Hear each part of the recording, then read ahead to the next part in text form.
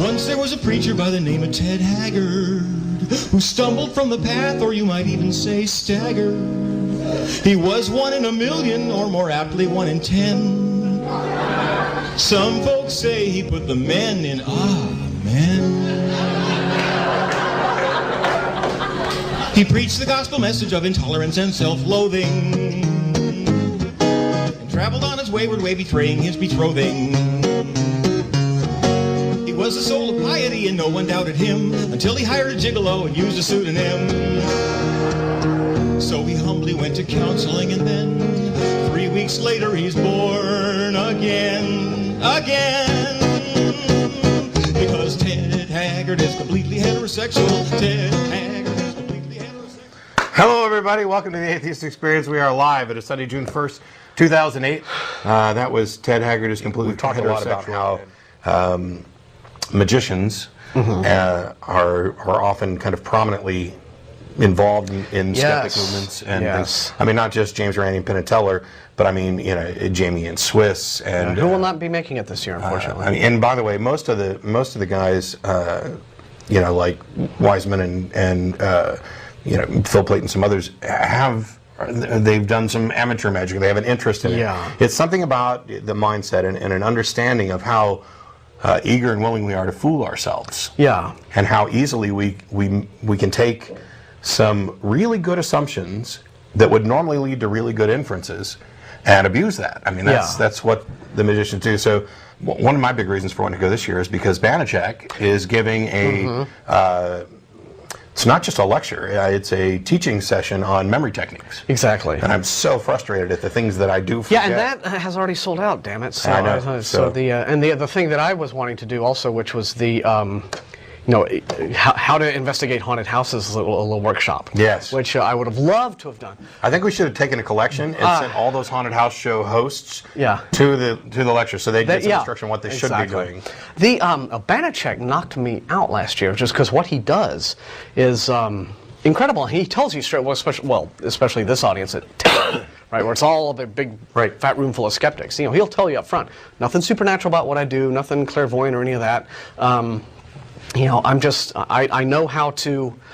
The disclaimer that it should be unnecessary. Right, exactly. I just know how to read faces. I know how to read expressions. I know how to do things that are sort of you know, subliminally suggestive to you, so that you'll do the things that you'll give me the response that I'm looking to give you. And he would do stuff like you know, he'd pick a book up at random off a stack and just toss it out into the audience and like you know, tell whoever caught it, open it to a random page.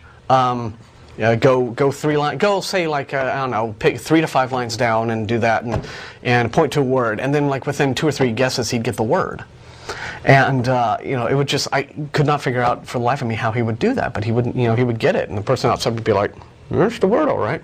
So and it's just all in terms of how to read individuals, and I guess, and read reactions and responses, which is what cold readers do, right? The people who advertise themselves as really being psychics, you know, Sylvia Browne and John Edward and you know, bozos like that. You know, all they're doing is, you know, they'll say something like that wonderful Simpsons parody of John Edward, where he's like, okay, do I see an A, B, C, D, E, F, G, and the person's just sitting there, and then he'll get to some sort of letter in his cold reading, and the person will be like, and he'll zoom, and the person doesn't realize it. It's just this completely unconscious sort of physical reaction, and he'll isolate that and go, aha.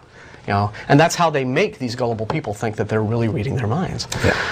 So it's in fairness, though, some of the explanations that you'll get, despite the fact that you think they're being honest with you, aren't necessarily the actual explanations of what's going on. Oh yeah. But the big thing is that the way the cold readers and a lot of these other similar type things work, humans are remarkably similar, especially in experience. It's not like.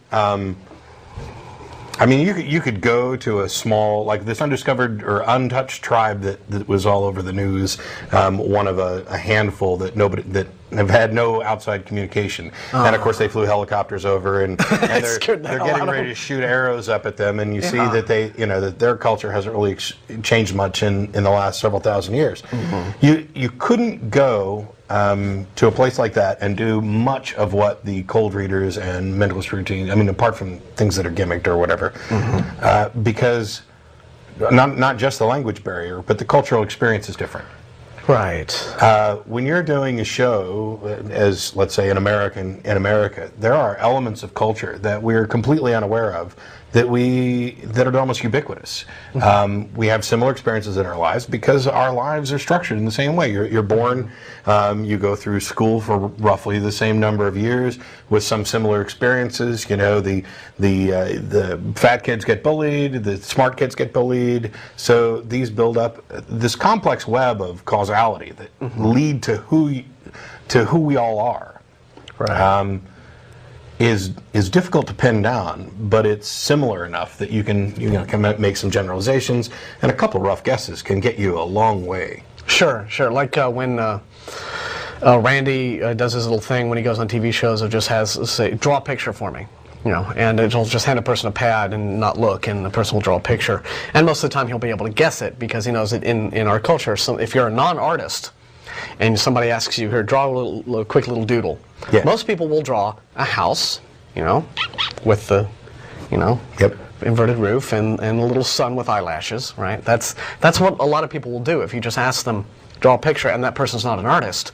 Yeah. There's just that sort of ingrained kind of cultural, it's a familiar image. And it's also something that's accessible if you don't know, if you're not an artist and if Right. you're asked to draw, it's a thing that, Yeah, you're put on the spot. Draw something that's outside. Most of you are going to scribble out a tree or Yeah. car.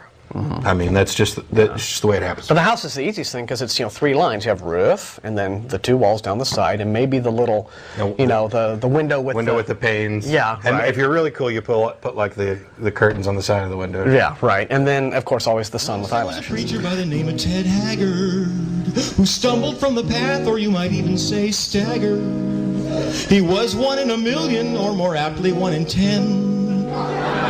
Some folks say he put the men in, man.